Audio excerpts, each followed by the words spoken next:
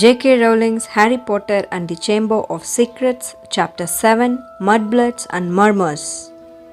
Malfoy அவளை மட்பிளட்னு சொல்லிட்டான் ஹாக்ரிட் அப்படின்னு சொன்ன கையோட ரான் பாஞ்சடிச்சு பார்வையிலிருந்து மறைஞ்சு போனான். ஒரு அலை போல புத்தம்புது ஓடற்ற நத்தைகள் வாளிக்குள்ள தொப்பு தொப்புன்னு விழுந்தது. ஆனா அவன் கடைசியா சொன்னதை கேட்ட ஹாக்ரிட்க்கு பயங்கரமா கோபம் வந்துடுச்சு. அவன் அப்படியா சொன்னான் அப்படின்னு ஹெர்மோயினியை நோக்கி உருமலோட கேட்டாரு. ஆமா, ஆனால் அதுக்கு உண்மையான அர்த்தம் என்னன்னு எனக்கு தெளிவாக தெரியலை. ஆனால் நிச்சயமாக அது ரொம்ப மோசமானதாக தான் இருக்கணும். ரான் மூச்சை இழுத்து பிடிச்சிக்கிட்டு அவனை பொறுத்தவரை அவன் உச்சக்கட்ட அவமரியாதையான வார்த்தைகளை சொல்லி திட்டியிருக்கான். மகள் அம்மா அப்பாவோட பிள்ளைகள், அதாவது மேஜிக் தெரியாத அம்மா அப்பாவோட பிள்ளைகள், அவங்கள ரொம்ப இழிவாக சுட்டி காமிக்கிறதுக்கு மட்பிளட்ஸ்ன்னு தான் சொல்லுவாங்க. சில மந்திரவாதிகள் இருக்காங்க மால்ஃபாயோட குடும்பத்தை போல. அவங்கள பொறுத்தவரை எல்லாரையும் விட அவங்க தான் ரொம்ப உயர்வானவங்க. ஏன்னா அவங்க தான் பியோர் பிளட்னு அழைக்கப்படுறாங்க, சுத்தமான ரத்தம். பேசிக்கிட்டு இருந்தப்பவே அவனுக்கு சின்னதாக ஒரு ஏப்பம் வர ஒரே ஒரு ஓடற்ற நத்தை வந்து நீட்டி வச்சிருந்த அவன் கையில் விழுந்தது. அவன் அந்த வாளிக்குள் அதை தூக்கி வீசிட்டு பேச்சை தொடர்ந்தான். ஆனால் அவங்கள தவிர மற்ற எல்லாருக்குமே நல்லா தெரியும் இந்த மாதிரி எந்த வித்தியாசமுமே கிடையாதுன்னு. பாருங்க, நெவில் லாங் பாட்டம் கூட ஒரு பியோர் பிளட் தான். ஆனால் அவனால் ஒரு கால்ரனை நேராக நிமித்தி வைக்கிறதுக்கு கூட சிரமமாக இருக்கு. நம்ம ஹெர்மோயினியால் போட முடியாத ஒரு மந்திரத்தை எவனும் இன்னும் கண்டுபிடிக்க கூட இல்லையே அப்படின்னு ஹாக்ரிட் ரொம்ப பெருமையாக சொன்னதை கேட்டு ஹெர்மோயினியோட முகம் அற்புதமான ஒரு இளஞ்சிவப்பு நிறமாக மாறுச்சு. தன்னோட நடுங்குற கையால் வேத்து போன தன்னோட முன்னெத்தியை தொடச்சபடியே, ஒருத்தங்களை இப்படி சொல்றது உண்மையாகவே ரொம்ப அருவருக்கத்தக்க விஷயம்தான். டர்ட்டி பிளட், காமன் பிளட்னு இதெல்லாம் ரொம்ப பைத்தியக்காரத்தனம். நம்மள முக்காவாசி மந்திரவாதிகள் எப்படி பார்த்தாலும் ஹாஃப் பிளட் தான். மந்திரவாதிகள் யாரும் மகள்ஸை கல்யாணம் பண்ணாமல் போயிருந்தாங்கன்னா இந்நேரம் நம்ம எல்லாரும் செத்து கரைஞ்சு காணாமல் போயிருப்போம் அப்படின்னு சொன்ன கையோட ரான் கொமட்டிக்கிட்டே தலையை குடிஞ்சு பார்வையிலிருந்து காணாமல் போயிட்டான். வாளிக்குள்ள புத்தம்புது நத்தைகள் தொப்பு தொப்புன்னு விழற சத்தத்துக்கு நடுவுல ஹாக்ரிட் உரத்த குரல்ல, நிச்சயமா அவனை நீ சபிக்க முயற்சி பண்ணதுக்காக நான் உன்னை குத்தமே சொல்ல மாட்டேன். ஆனா உன்னோட மந்திரக்கோள் உன்னையே திருப்பி தாக்குனதும் நல்ல விஷயம்தான்.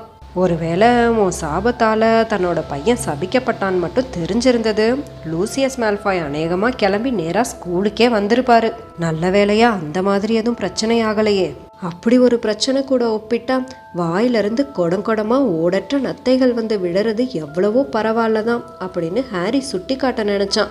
ஆனா அதை சொல்ல அவனால வாயை தான் திறக்க முடியாம போயிடுச்சு. ஹாக்ரிட் கொடுத்த ட்ரீக்கிள் டாஃபீஸ் அவன் தாடைகளை சிமெண்ட் போட்டு ஒட்டுன மாதிரி ஆக்கிடுச்சு. ஹாரி அப்படின்னு சட்டுன்னு கூப்பிட்ட ஹாக்ரிட் திடீர்னு ஏதோ ஞாபகம் வந்தவரா, உன்கிட்ட இதை கேட்கணும்னு நினைச்சேன். நீ கையெழுத்திட்ட புகைப்படங்கள்லாம் கொடுக்குறியாமே, எனக்கு ஒன்று கூட கொடுக்காம போயிட்டியே. பயங்கர கோவப்பட்ட ஹாரி எப்படியோ கஷ்டப்பட்டு பல்ல பிரித்து விட்டுக்கிட்டு, நான் எந்த கையெழுத்திட்ட புகைப்படங்களும் கொடுக்கல அப்படின்னு ரொம்ப உக்கரமாக சொன்ன ஹாரி, அந்த லாக்ஹார்ட் இன்னுமா அதை பற்றி பேசிக்கிட்டு இருக்காரு அப்படின்னு சொல்லிக்கிட்டு இருந்தப்பவே ஹாக்ரிட் முகத்தில் புன்னகை படர்ந்தது தெரிஞ்சது. நான் சும்மா விளையாட்டுக்கு தான் சொன்னேன் அப்படின்னு சொன்னபடியே ஹாரி முதுகில் அவர் மெல்லமாக தட்டி கொடுத்ததுக்கே அவன் முகம் மேஜையில் போய் மோதிக்க பார்த்துச்சு. எனக்கு நல்லாவே தெரியும் நீ அதெல்லாம் பண்ணியே இருக்க மாட்டேன்னு.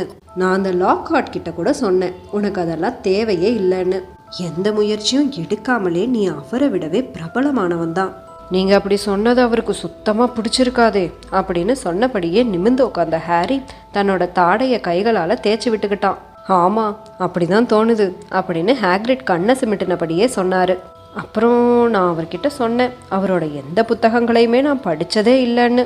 அப்புறம்தான் அவர் இந்த இடத்துல இருந்தே கிளம்புனாரு. மேஜைக்கு மேலே மறுபடியும் தென்பட்ட ரானை பார்த்து, ரான், ட்ரீக்கிள் டாஃபீஸ் அப்படின்னு கேட்டார்.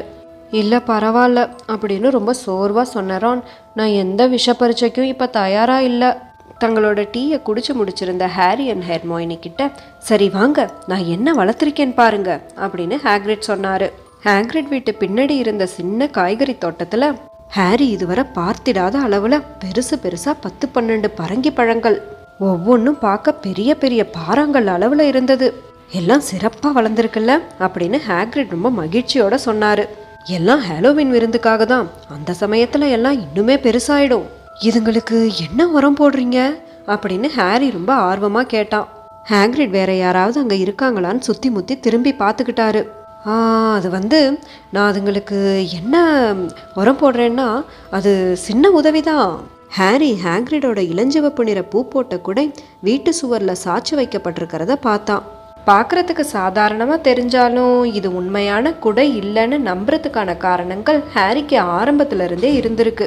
உண்மையாக சொல்லணும்னா ஹாக்ரிடோட பள்ளி நாட்களில் பயன்படுத்தப்பட்ட பழைய மந்திரக்கோள் தான் இதுக்குள்ளே மறைச்சு வைக்கப்பட்டிருக்குன்ற உறுதியான உணர்வு ஹாரிக்கு இருந்தது.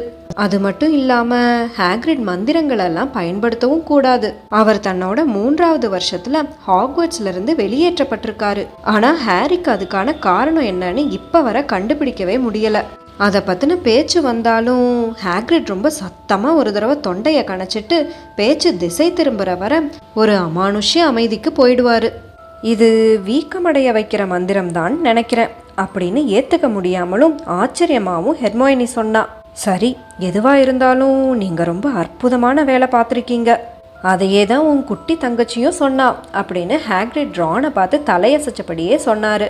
நேத்தி தான் அவளை சந்திச்சேன் அப்படின்னு ஹாரியை ஒரு பக்கமாக திரும்பி பார்த்தபடியே சொன்ன ஹாக்ரிட்க்கு சிரிப்பை கட்டுப்படுத்தினதால தாடியெல்லாம் குலுங்குச்சு. சும்மா இந்த இடத்தெல்லாம் சுற்றி பார்க்க வந்தேன்னு தான் அவள் சொன்னா. ஆனால் எனக்கு நிச்சயமாக தெரியும் வீட்டுக்குள்ளே வேற யாரோ இருக்காங்கங்கிற நம்பிக்கையில் தான் அவள் வந்தான்னு அப்படின்னு சொல்லிட்டு ஹாரியை பார்த்து கண்ணை சிமிட்டி காமிச்சாரு. நான் என்ன சொல்கிறேன்னா, நீ ஒரு கையெழுத்திட்ட புகைப்படம் கொடுத்தன்னா அவள் நிச்சயமா யார்கிட்டையும் போதும் நிறுத்துங்க ஹாக்ரிட் அப்படின்னு ஹாரி சொன்னதை கேட்டு ரான் வெடிச்சு சிதறி சிரிச்சதுல அந்த இடம் முழுக்க நத்தைகள் சிதறி விழுந்தது. பார்த்து அப்படின்னு உருமுனபடியே தன்னோட மதிப்புமிக்க பரங்கிகள் கிட்ட இருந்து ரானை பிடிச்சி இழுத்துட்டு போனாரு. மதிய உணவுக்கான நேரமே வந்துடுச்சு. ஹாரி காலையிலேருந்து அப்போ வர கொஞ்சமாக ட்ரீக்கிள் டாஃபி மட்டும்தான் சாப்பிட்ருந்தான். அதனால் ஸ்கூலுக்கு எப்படா திரும்பி போய் சாப்பிடுவோன்னு ஆர்வமாக காத்துக்கிட்டு இருந்தான். அவங்க ஹாக்ரிட் கிட்ட விடை பெற்றுட்டு கோட்டையை நோக்கி நடக்க ஆரம்பித்தாங்க. ரானுக்கு எப்பயாச்சும் ஒரு தடவை மட்டும் விக்கல் வந்துக்கிட்டு இருந்தது. அப்போல்லாம் 2 சின்ன நத்தைகள் மட்டும்தான் வந்தது.